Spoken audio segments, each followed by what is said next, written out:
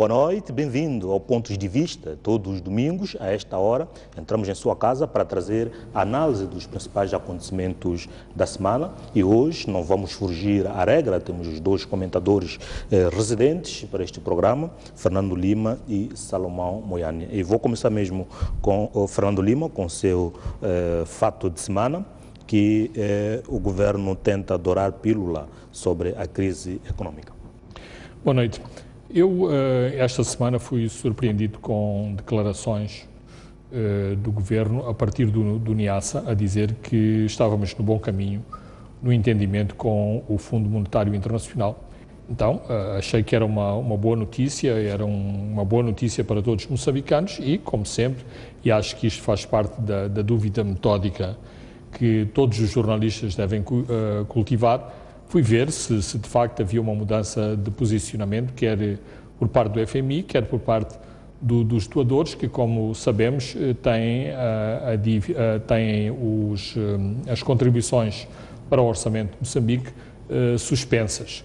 Então, fui constatar que o FMI não mudou nem um centímetro o seu posicionamento e os doadores também mantêm a suspensão, incluindo alguns doadores começam a transformar o congelamento da ajuda a Moçambique em cancelamento da ajuda a Moçambique para o ano fiscal de 2016. Eu acho que é lamentável o governo tentar passar uma imagem que não é correta. Eu aceito que haja uma perspectiva do governo, que não tem que ser, por exemplo, as dos partidos da oposição, dos diferentes comentadores, mas não é correto tentar-se convencer a opinião pública de que está tudo bem ou que as coisas estão a caminhar no bom sentido, nomeadamente em termos económicos, em termos da crise económica, quando isso não é verdade. Uma das coisas que Moçambique, quando rebentou o escândalo das dívidas escondidas, uma das coisas que os governantes de Moçambique têm dito a miúdo é que é necessário uma maior transparência naquilo que são as contas públicas. Para mim, maior transparência significa contar o filme correto daquilo que se passa em Moçambique. E não é a primeira vez que se tenta passar gato por lebre, porque, por exemplo, insiste-se muito que a crise deriva das cheias e da seca. É verdade que as cheias e a seca contribuíram para a crise em Moçambique, mas elas não são as únicas causas do nosso problema. Não são também apenas os mercados internacionais. É uma conjugação de fatores, e nomeadamente a questão da dívida, a questão das nossas reservas, que tem a ver com a depreciação do metical, que tem a ver depois com o aumento do custo de vida. E se nós continuamos a tentar pôr para debaixo da carpete esta situação, a encobrir os reais fatores da nossa dívida, os reais fatores que levaram a esta crise, nós não estamos a avançar no caminho correto. Portanto, o Governo tem que fazer uma reflexão séria. Neste momento, inclusivamente, quando o Presidente da República vai aos Estados Unidos, aparentemente vai ter um encontro com a diretora do FMI, é importante que o Governo chegue a Washington de cara lavada e não com estas pequenas ratoeirinhas para tentar convencer uma coisa que de facto não é. Salomão Moiane, bem-vindo. Escolheu como tema seu fato de semana a 9ª edição do Festival Nacional de Cultura, que este domingo terminou. Muito obrigado e boa noite aos senhores telespectadores. Eu, de facto, escolhi para enaltecer o trabalho meritório que se realizou esta última semana nas cidades da Beira e Dondo, que é a realização da fase final da 9ª edição do Festival Nacional de Cultura. Foi um evento de extraordinária importância para o país, sobretudo numa altura em que nos lamentamos de tudo. Foi muito bonito ver pessoas ainda alegres, pessoas que, contra todas as adversidades, tentam remar contra as marés e tentam fazer reviver a moçambicanidade. rejuvenescem o ânimo do povo moçambicano, e trocando vários números da nossa cultura, o que foi extremamente positivo para mim. Quero saudar neste momento o empenho, primeiro, do governo provincial de Sofala, na pessoa da governadora Helena Taipo, que desde antes do festival mostrou um empenho pessoal, criou as condições políticas, sociais e econômicas, até financeiras, para que o festival tivesse êxito. E também saudar ao mesmo tempo o Ministro da Cultura, que pessoalmente esteve lá sentado e ao orientar as operações no terreno. E eu penso que este tipo de atos dignifica muito a imagem do nosso país. Quer dizer, é verdade que estamos numa crise, estamos com muitos problemas, mas é verdade que algumas coisas, afinal, podemos conseguir fazer.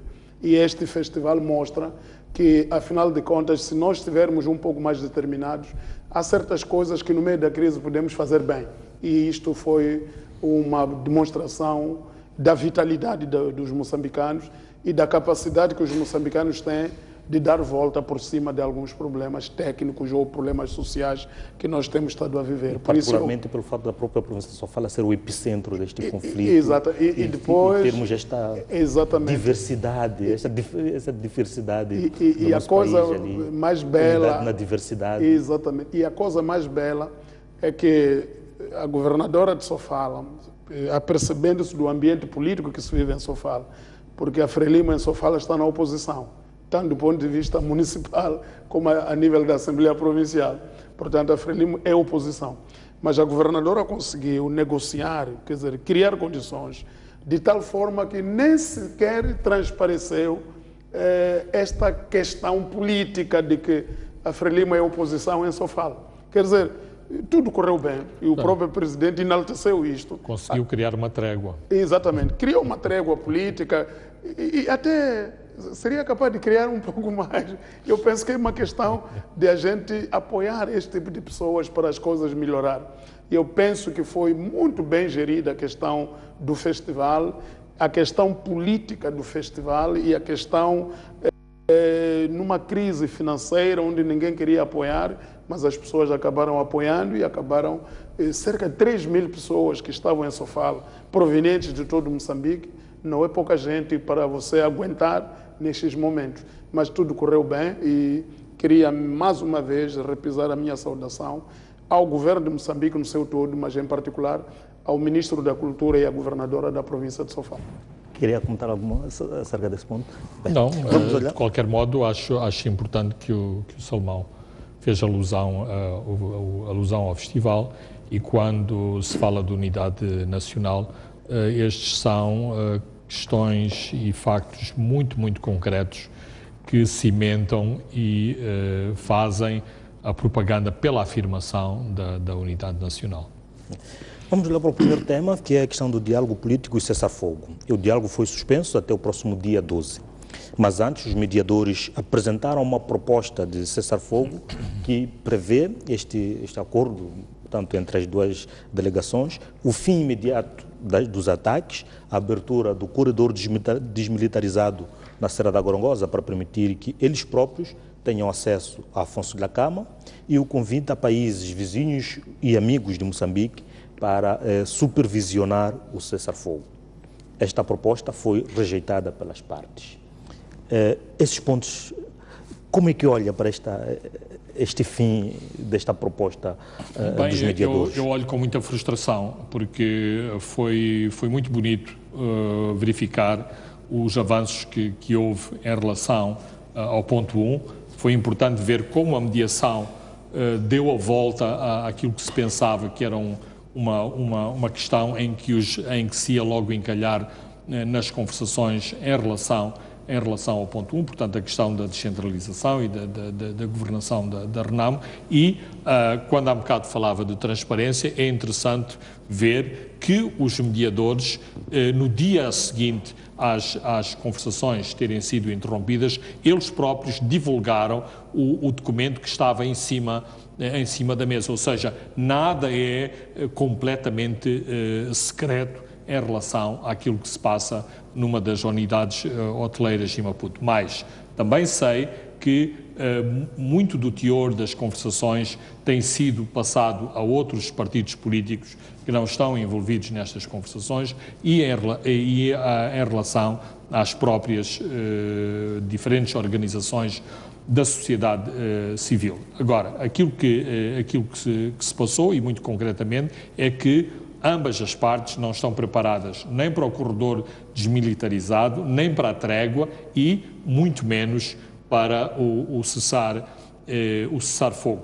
Numa derradeira tentativa e neste caso era sobretudo tentar convencer a Renamo, inclusivamente foi posto em cima da mesa a oferta de 2 países europeus que já se tinham comprometido a mandar os seus observadores para monitorar o corredor desmilitarizado e, nessa sequência, monitorar também a trégua enquanto durassem as conversações. Ora, isto não aconteceu. A Renamo continuou a insistir que sem o recuo das forças na Gorongosa não há cessar-fogo. O Governo mantém que não pode fazer esse recuo nas tréguas internacionais e, na maior parte dos casos internacionais, quando há uma trégua, as forças ficam no mesmo lugar. Portanto, aquilo que vamos assistir até ao dia 12 de setembro, e já começamos a ver isto durante este fim de semana, é mais tiros, mais ataques, porque ambas as partes estão convencidas que é pelos tiros que vão melhorar as suas posições à mesa das conversações. Salomão. Bom, eu lamento bastante que nós tenhamos encalhado mais uma vez. Quando as coisas pareciam estar a andar bem, de repente chegamos a este impasse. E eu penso que as duas partes deviam repensar nas suas posições. Sobretudo a Renamo devia repensar bem na sua recusa, na sua exigência. E a Renamo está a dizer que está bem, podemos parar. Todos concordam em parar. Tanto o governo como a Renamo concordam em parar. E eu penso que se eles parassem assim de repente, poderiam encontrar a solução da segunda questão. Porque a Renamo está a dizer que, ok, paramos, mas na condição de recuar até não sei aonde. O governo diz que não, paramos, mas cada um fica onde está.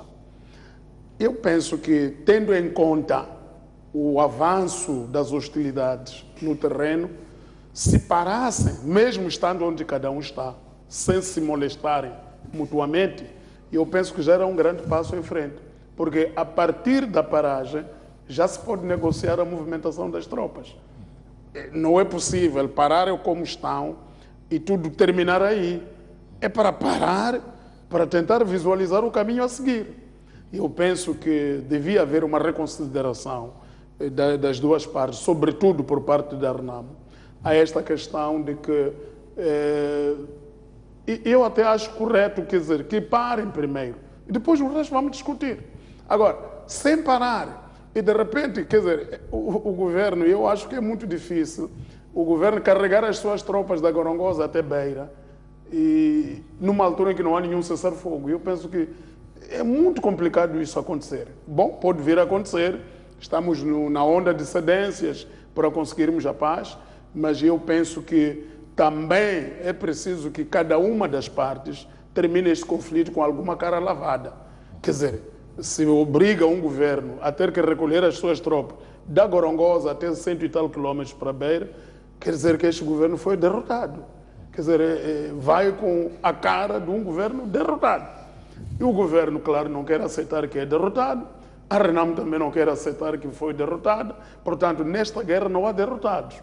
Não havendo derrotados, a minha intuição indica que as duas partes deveriam aceitar suspender as hostilidades imediatamente, ficando como estão, e ver qual é o próximo passo. O próximo passo é que, bom, nós queremos abrir um corredor para entrar os mediadores, queremos conversar não sei com quem, é preciso ir ter com o presidente da Renamo, onde está. Então, nessa altura, já é possível negociar as movimentações. De tal forma que eu penso que estamos a perder de vista uma coisa muito positiva, que é parar, suspensão imediata das hostilidades. Agora, enquanto estamos a discutir isto, Já foi aberta a frente de Nampula. Ontem foi atacado em Morropula, um posto administrativo em Morropula. E eu penso que não devíamos continuar nesta onda de ataques aqui, ataques acolá. As coisas estão tão bem encaminhadas. E esses mediadores que eu estou a ver, eu tinha uma grande reticência em relação ao papel dos mediadores. Mas estou a ver que os mediadores parecem muito mais progressistas do que os moçambicanos. Quer dizer, quem tem dificuldade de aceitar uma solução do país, do problema do país, são as duas partes de Moçambique. Os doadores têm até flexibilidade. Submetem este papel e rejeitam, escrevem outro. Quer dizer, parece que os doadores é que são moçambicanos. Os doadores é que estão preocupados com o fim da guerra em Moçambique. Os moçambicanos parecem que estão relaxados, que quanto mais continuar a guerra, melhor ainda. Isso não pode ser. Eu penso que aqui tem que haver uma inversão de posições. Não deixar... Este não é o conflito dos mediadores. Este é o conflito dos moçambicanos. Quem deve estar mais interessado na suspensão imediata dessas hostilidades deviam ser os moçambicanos e não os mediadores. Então eu queria aproveitar este momento para mais uma vez pedir às duas partes para reconsiderarem o que estão a dizer. No passado, em 2013 e 2014, vimos Renamo várias vezes fez cessar-fogo unilateral, até, mesmo com as tropas ali posicionadas na Serra da Gorongosa. Não, mesmo este ano, há pouco tempo, há um mês atrás, o presidente Renamo prometeu um cessar-fogo unilateral. Aliás, escreveu uma carta até a dizer que vai decretar tréguas. Só que vem aí logo uma condição. Tréguas na condição de vocês saírem para não sei aonde. E eu penso que essa parte de saírem para onde é que cria uma resistência da parte, até pode não ser da parte do presidente da República. É do orgulho dos próprios militares. Aqueles militares ali também têm uma resistênciazinha interna que algumas ordens do comandante-chefe eles podem corrigir. Podem dizer, bom, é bom isso, mas era bom ver que se nós saímos daqui, com que cara é que ficamos? Quer dizer, vamos carregar as nossas mochilas, saímos de Gorongosa para ver o que é que aconteceu. Fomos derrotados, não é? Então nós não queremos parecer derrotados. Então eu penso que era preciso ver isto, porque os próprios militares, mesmo a revelia do seu comandante-chefe, algumas coisas eles resistem. Há certas coisas que eles fazem. O presidente diz uma coisa num comício, mas quando vamos ver no terreno os militares fazem de outra maneira. Quer dizer que eles também têm algum orgulho ferido, têm colegas deles que já morreram nesta guerra. Quer dizer, estas coisas todas têm que ser compaginadas e mais uma vez, subindo por cima dos dois lados, chamar a consciência de ambos os lados para que reconsiderem aquilo que estão a dizer e sejam flexíveis. E, em particular, neste caso concreto, a Renamo devia ser flexível no sentido de aceitar a trégua. A trégua não é a retirada, nem é o cessar-fogo. É a paragem temporária das hostilidades à espera de ulteriores desenvolvimentos para ver o que é que acontece. Agora, se a Renamo parar e o governo também parar de disparar e não acontecer nada nos próximos tempos, claro, alguém terá razão para dizer que, isto não aconteceu. Mas se eles pararem agora, eu penso que estariam a dar uma grande chance ao povo moçambicano de experimentar uma paz, experimentar um clima positivo de paz, que é o que nós todos queremos.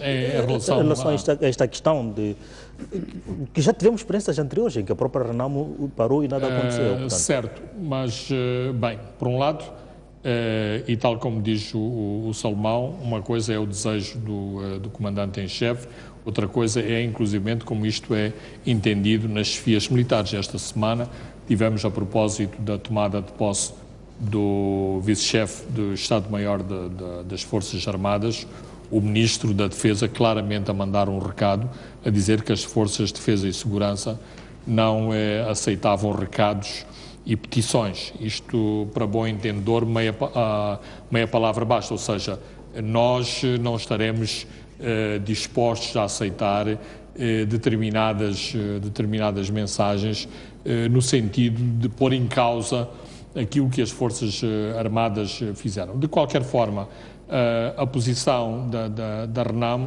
é de que, para além de toda a questão da desconfiança, e essa desconfiança é muita, aliás, durante as conversações, vimos os mediadores alternarem várias propostas, o presidente do Botsuana quase oferecendo sair de peito aberto até a Gorongosa para testar,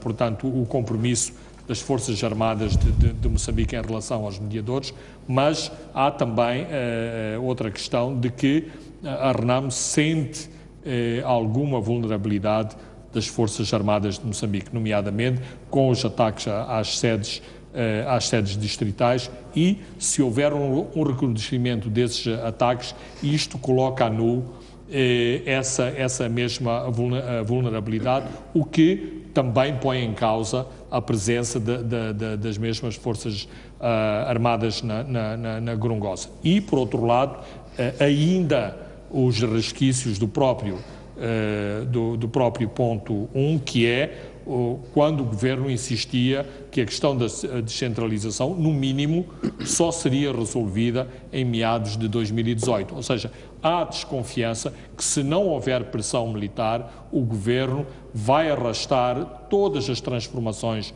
constitucionais, todo o pacote de descentralização para estar à boca das eleições de 2019, e isto muda, claro, que muda o cenário em Moçambique. Okay. Mas o Governo já se comprometeu, juntamente com a própria RENAM, na sede daquele documento que foi divulgado há 2 semanas, que este pacote todo do legislativo tem que dar entrada no Parlamento antes do final de novembro de 2016. Aliás, ainda esta semana disseram que já equipas já estão a trabalhar. Estão a trabalhar nisso. Agora, se o Governo, de repente, por ver que já há cessar-fogo, começar com manobras dilatórias para protelar a aprovação do pacote legislativo, então o Governo fica em falta nessa altura. Agora, eu penso que nós devíamos, as duas partes que estão a negociar, primeiro devem se confiar mutuamente e devem confiar aquilo que eles próprios rubricam. Se rubricam o acordo, os dois lados estão vinculados a esse acordo. Agora, não me escrevam um acordo a dizer que até finais de novembro queremos isto pronto. E depois surgir alguém a dizer que não é possível. Não é possível, mas você escreveu no acordo. Então, eu penso que até é possível aquilo que está ali naquele documento. Aquilo é possível até finais de novembro o Governo e a RENAM ter aquele pacote todo pronto. Por quê? Porque muitas daquelas leis não vão ser escritas pela primeira vez. Já estão num flash. É só corrigir aquilo que é preciso corrigir. Muitas daquelas leis já existem.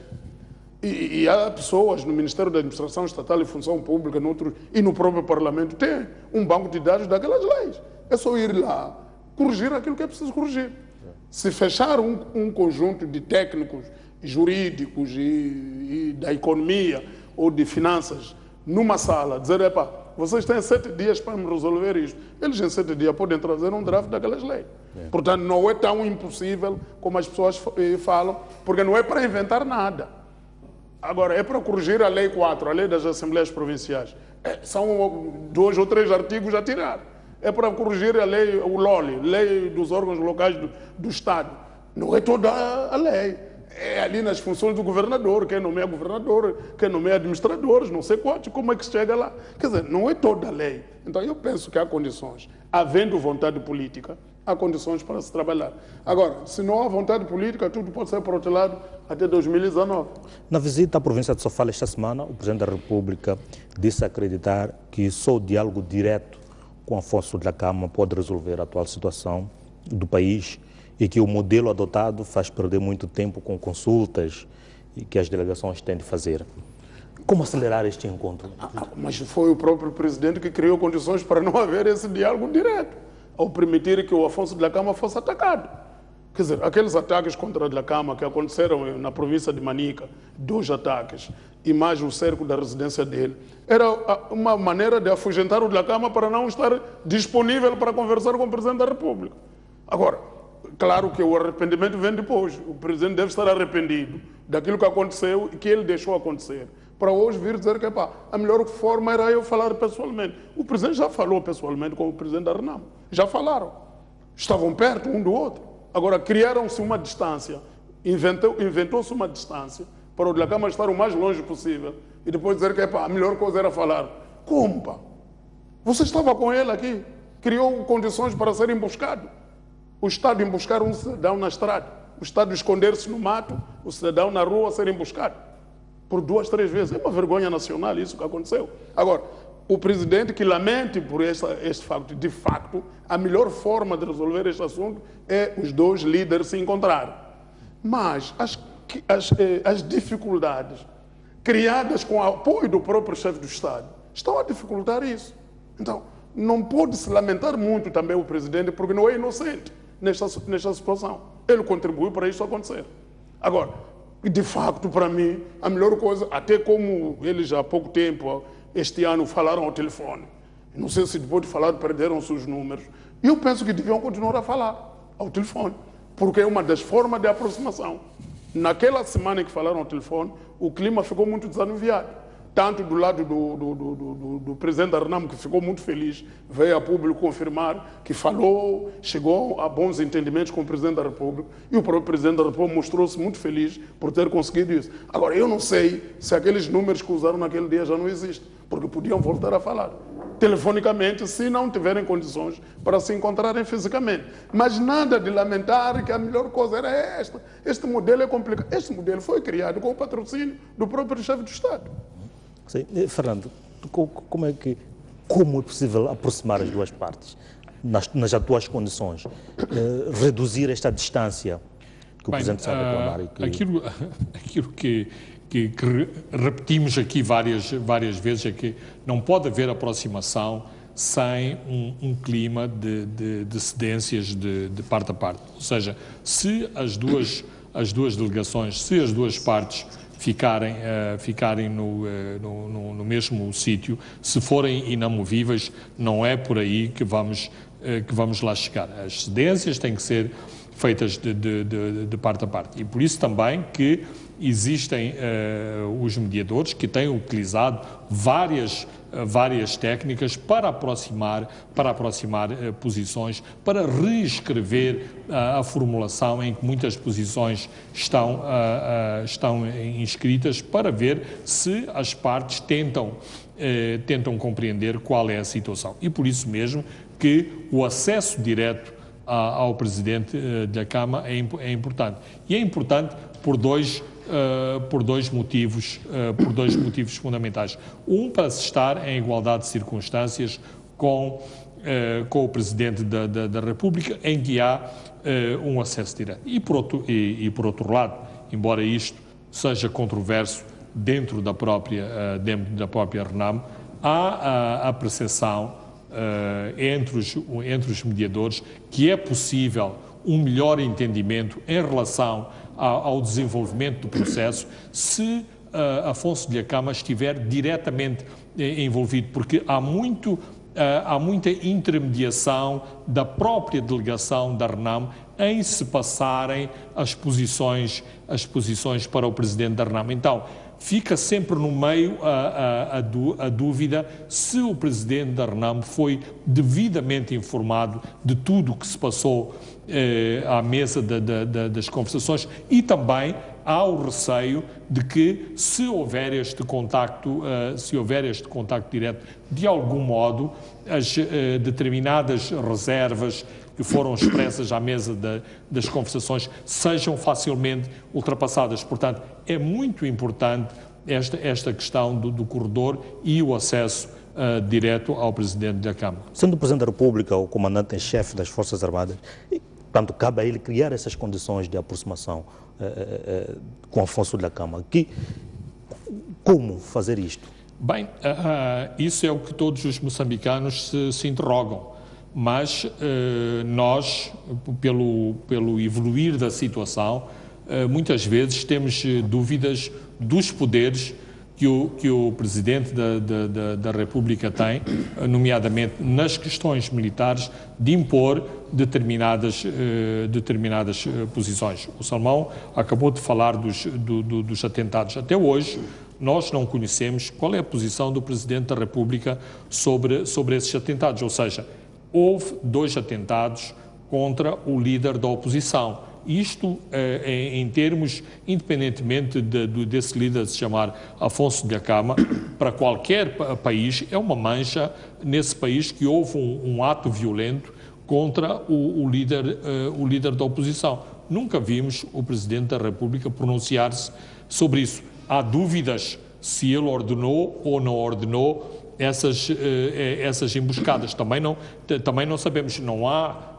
elementos evidentes que disseram houve uma reunião no dia tal, o Presidente esteve de acordo com essas emboscadas. Portanto, neste momento, torna-se muito difícil de saber se o Presidente da República, ou seja, sobretudo o Comandante-em-Chefe das Forças Armadas, carrega num botão e tudo acontece em função do comando que ele deu em relação a movimentações de tropas, em relação a atentados, em relação à perseguição ao líder da RAM ou à cessação das hostilidades. O mesmo se transmite em relação a questões políticas sensíveis, como vimos em relação ao primeiro ponto. Estou certo que havia uma sintonia total entre o chefe da delegação que está nas conversações do general Veloso e o Presidente da República, mas pelos vistos há outros setores que não estavam tão em sintonia e que obrigaram o general Veloso a dar quase o dito por não dito. Portanto, digamos que neste processo ele tem muitas sinuosidades e as coisas não são tão claras, nomeadamente para o Presidente Filipe Nyusi. Muito obrigado. Vamos neste momento observar um breve intervalo e voltamos para a segunda parte dentro de instantes.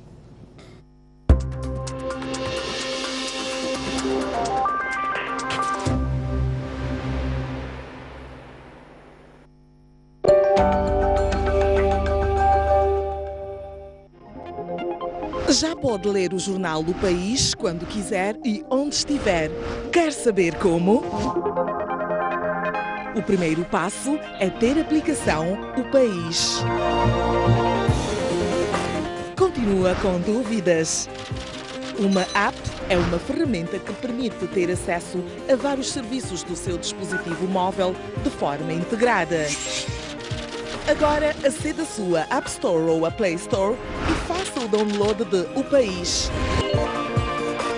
Dessa forma, poderá aceder a uma versão digital do jornal. Assim, não deixe de acompanhar todas as edições do jornal. O País. A verdade como notícia.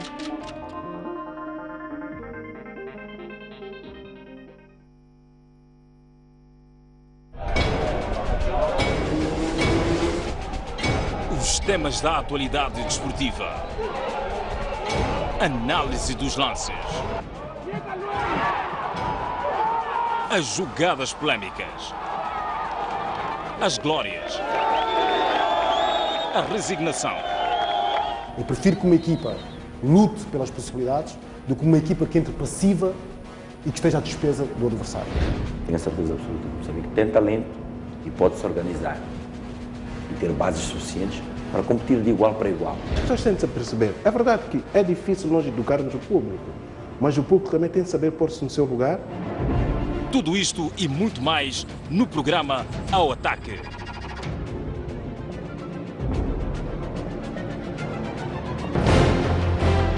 Um país sem história é um país sem futuro.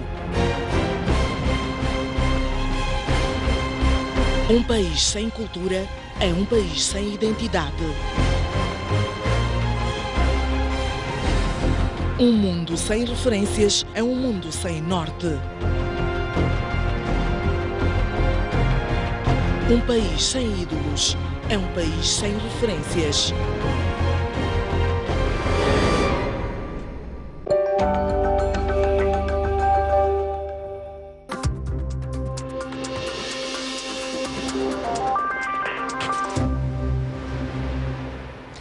Voltamos para a segunda parte do Pontos de Vista e vamos olhar para o segundo tema, que foi as manifestações, ou manifestação marcada para o sábado, convocada por algumas organizações da sociedade civil.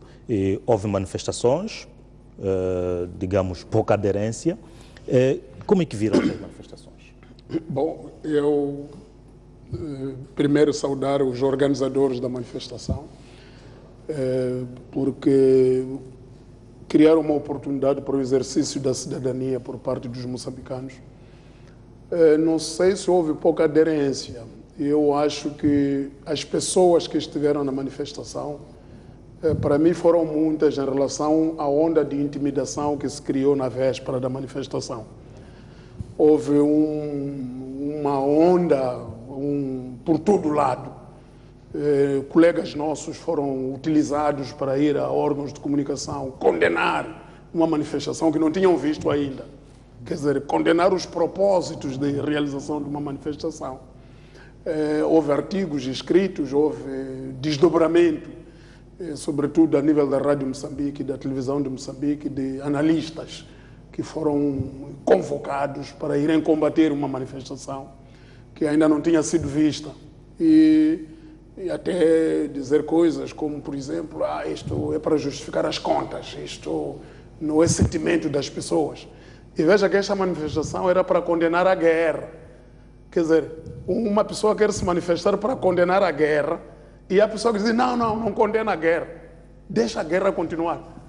Quer dizer, eu fiquei muito espantado com isso.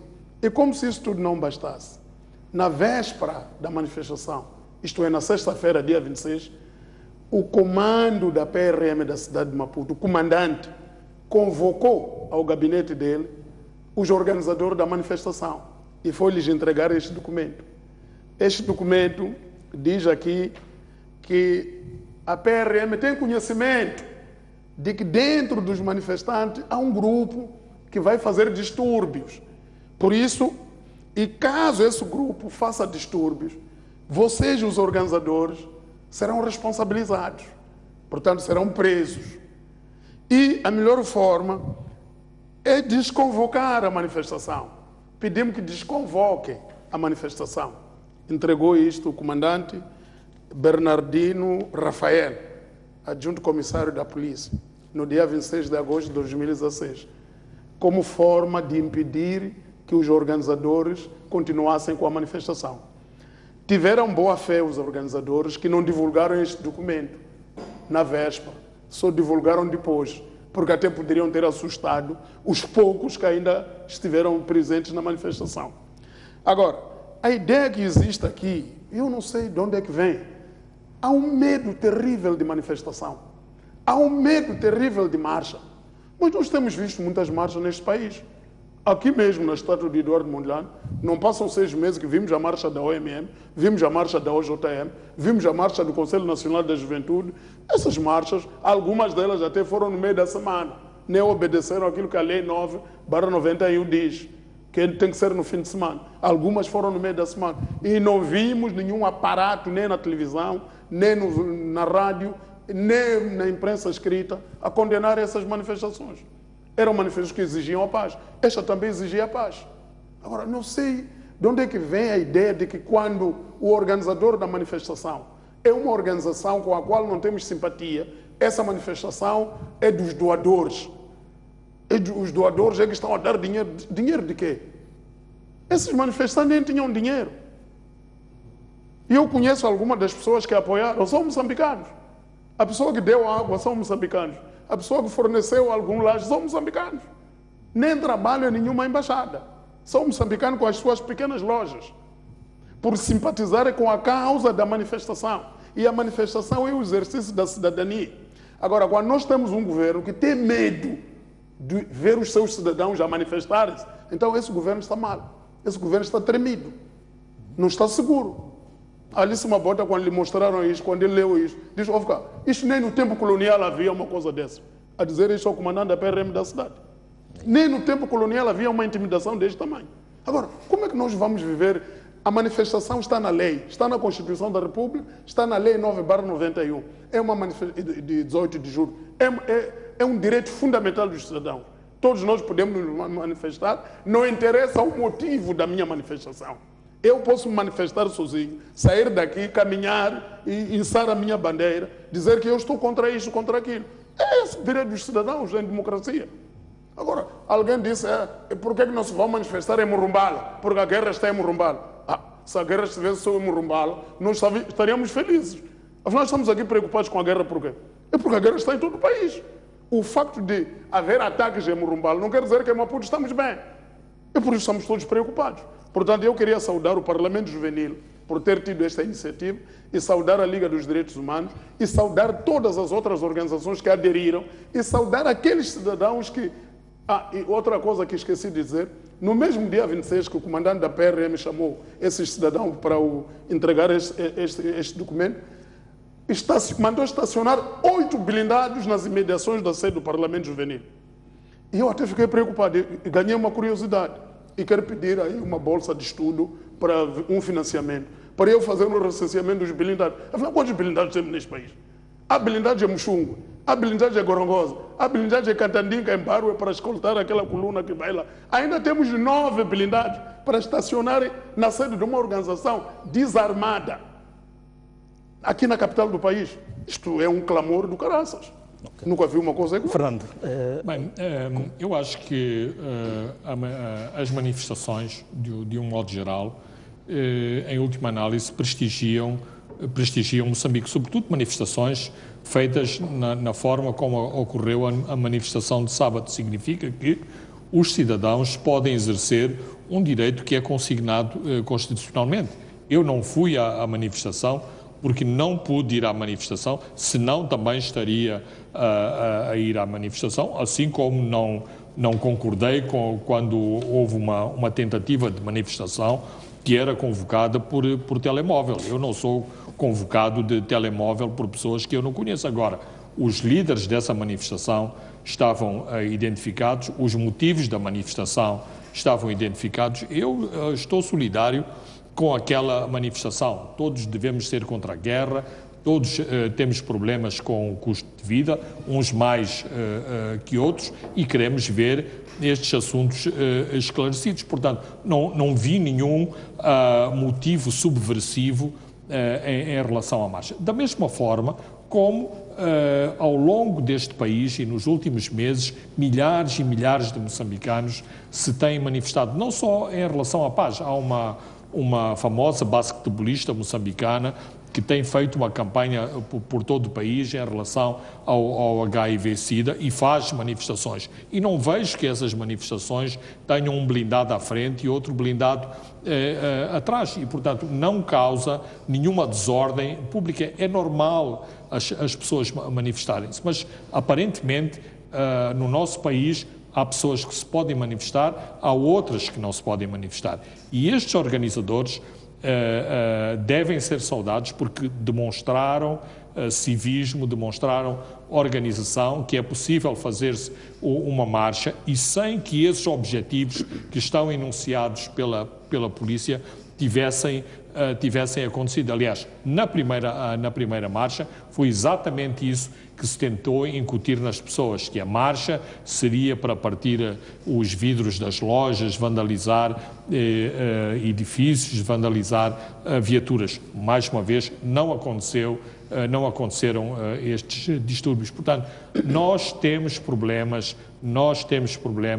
em aceitar as diferenças, em conviver com as diferenças. E esta manifestação, mais uma vez, demonstrou isso. A catadupa de imagens e de mensagens que eu recebi no meu telemóvel, parecia que estávamos quase em clima de pré-golpe de Estado, no sentido de não se aderir à manifestação. Afinal, o que aconteceu? Um grupo de cidadãos moçambicanos desfilou na capital do país, isto foi transmitido nacional e internacionalmente, e acho que isto mostra um elevado ou um determinado nível de ambiente democrático que vivemos em Moçambique, não obstante outro tipo de deficiências, incluindo em relação ao próprio direito de manifestação.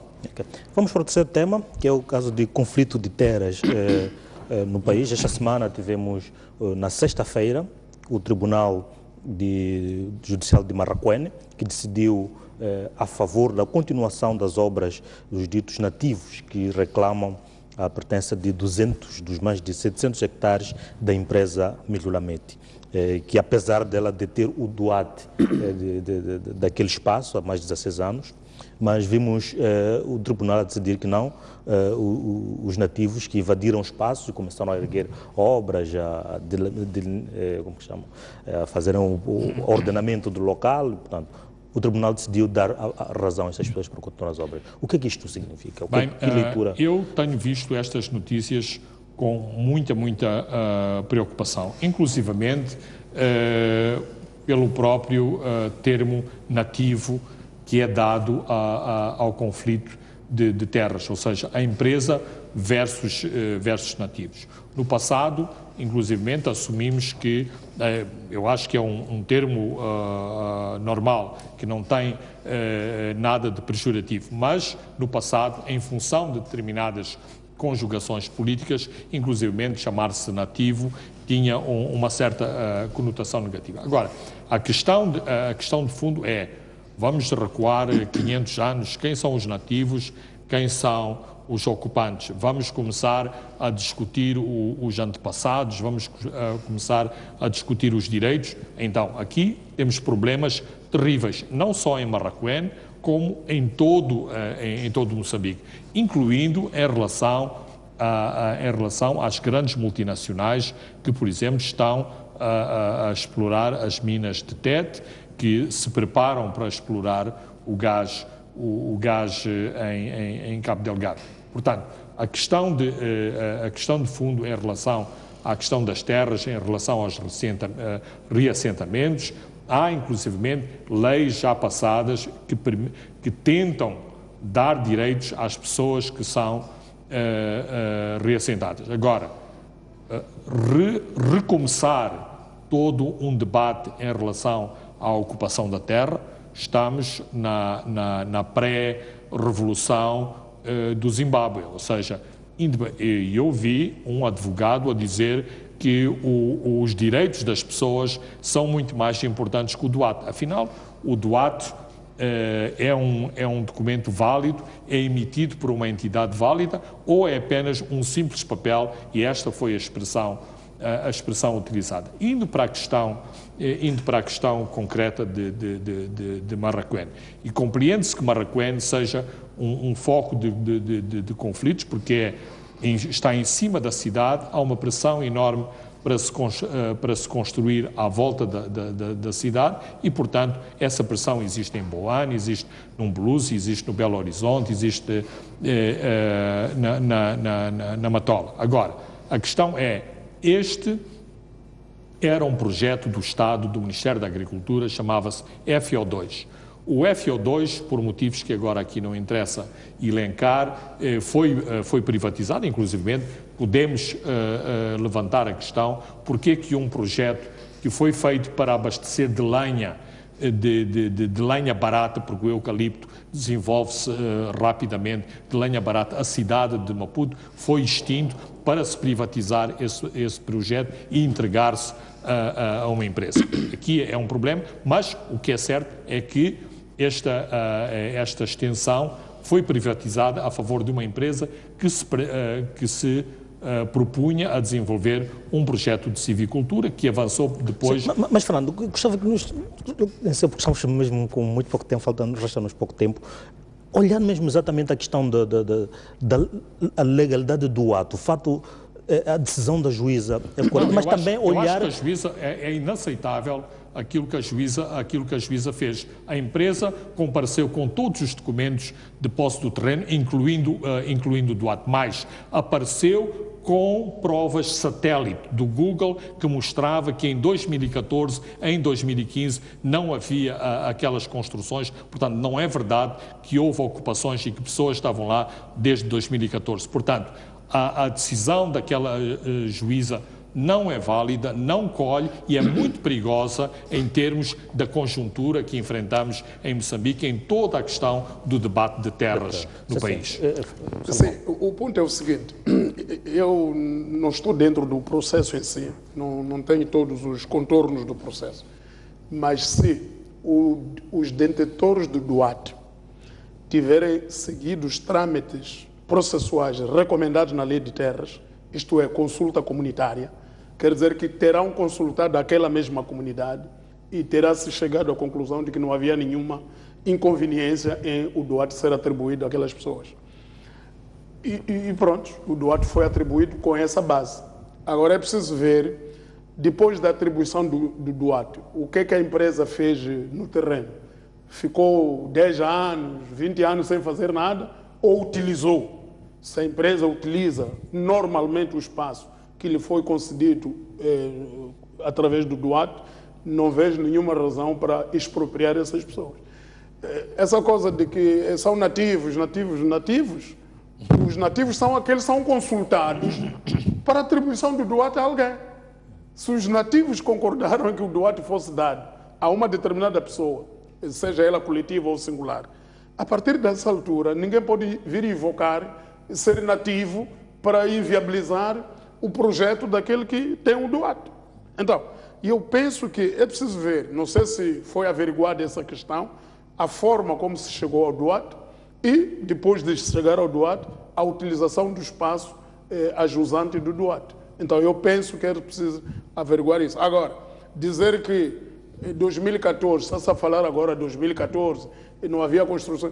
2014 para 2016 não passam nem 5 anos.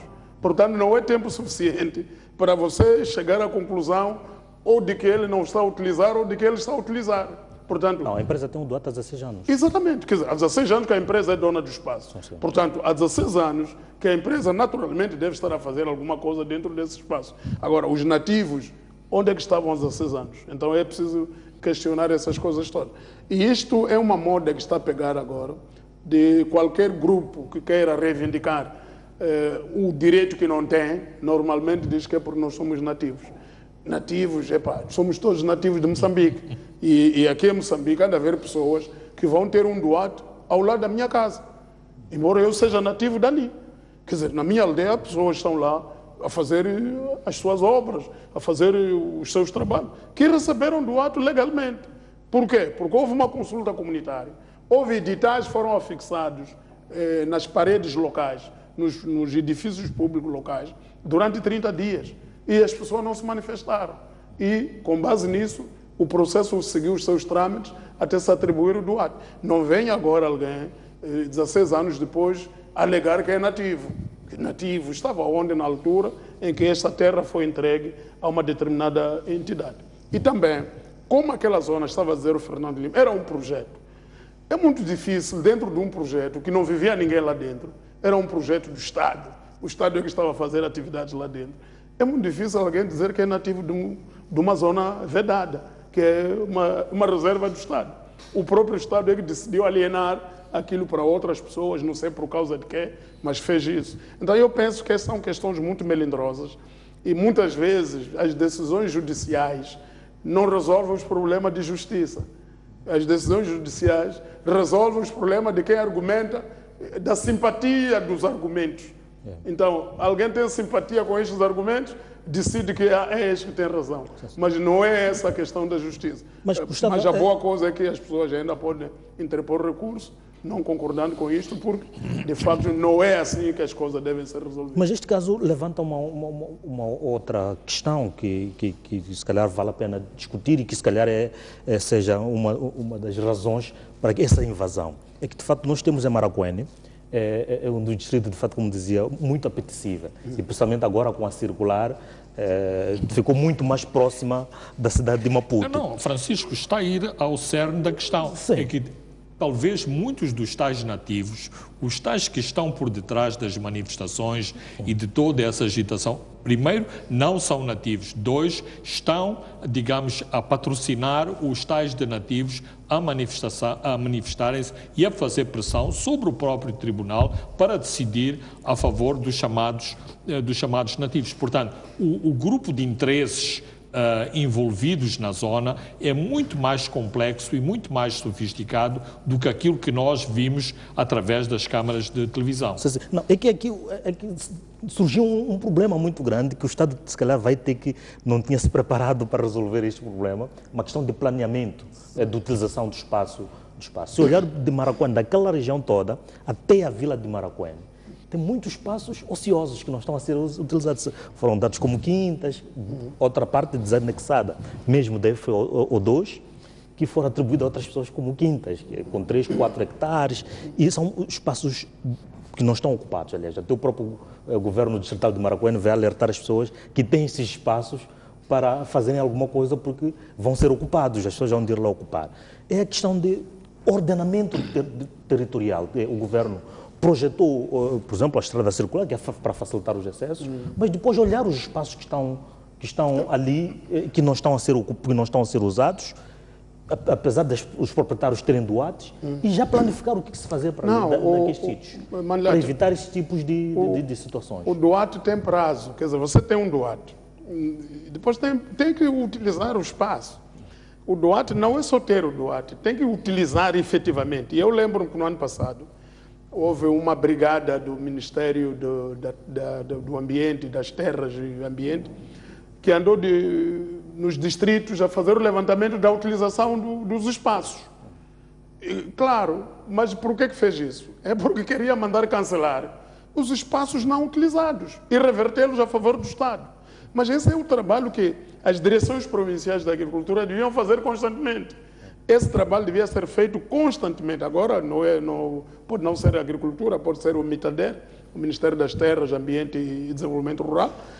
Esse trabalho é sistemático, tem que ser feito sempre. Tem que haver atualização constante do cadastro. Agora, você tem terras, tem espaços, tem quintas atribuídas a muitas pessoas.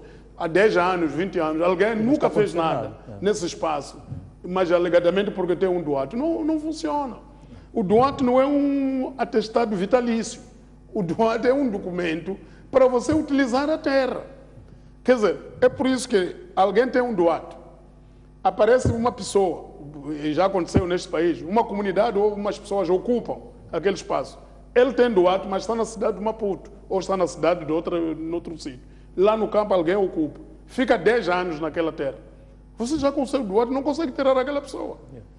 Aquela pessoa ganhou o direito de usufruto daquele espaço, definitivamente. Agora o que falta é entregar o doate a essa pessoa que está a ocupar efetivamente, e não ao dono de um papel, que tem um papel sentado aqui na cidade a dizer que é Marraquene e eu tenho tantos hectares. É preciso ver a utilização. O problema das pessoas é que ficam-se pelo doate. Eu já tenho doate, mas está a usar? Não. Então, você não é dono do espaço. Pronto, falta aqui também a terra é para quem a usa. A terra é para quem a usa. A terra é do Estado e é atribuída às pessoas para utilizarem. Agora, alguém tem doate. Alguém pode ter... Eu conheço uma pessoa que tem uma coisa de 30 doates em várias províncias. Tem doate aqui, tem doate acolá. Mas não faz nada, está aqui na cidade de Maputo. Agora, se houver alguém naquelas províncias que ocupa uma das terras dele e utiliza, esse cidadão vai agora perder. Com este crescimento de conflito, porque depois também temos o outro conflito aqui na Costa Sol, derivado do mesmo um pouco semelhante. Mas se o Estado deve tomar proatividade para, portanto, evitar situações... O Estado está sempre a prometer que vai ser proativo, mas depois não é proativo mais.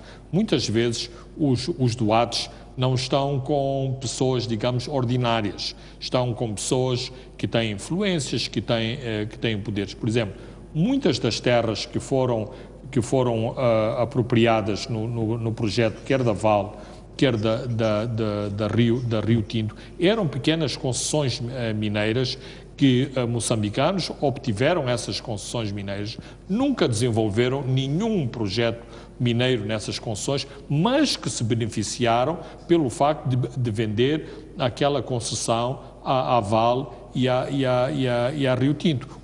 A mesma expectativa existe em relação à orla marítima, existe em relação aos espaços à volta das cidades. Portanto, os espaços são, sobretudo, espaços para especulação fundiária, quer para a agricultura, quer para minas, quer para projetos imobiliários. E é isso, ou as pessoas não podem ficar sentadas em cima de doate. Doate significa direito de uso e aproveitamento da terra. Uso e aproveitamento da terra. Aparentemente, neste caso, há um projeto de civicultura que já estava desenvolvido e que continua a ser desenvolvido Mas, não obstante, o Ministério respectivo, inclusivamente também o Ministério da Agricultura, pode investigar da natureza dos projetos que se desenvolvem neste espaço. E não é do dia para a noite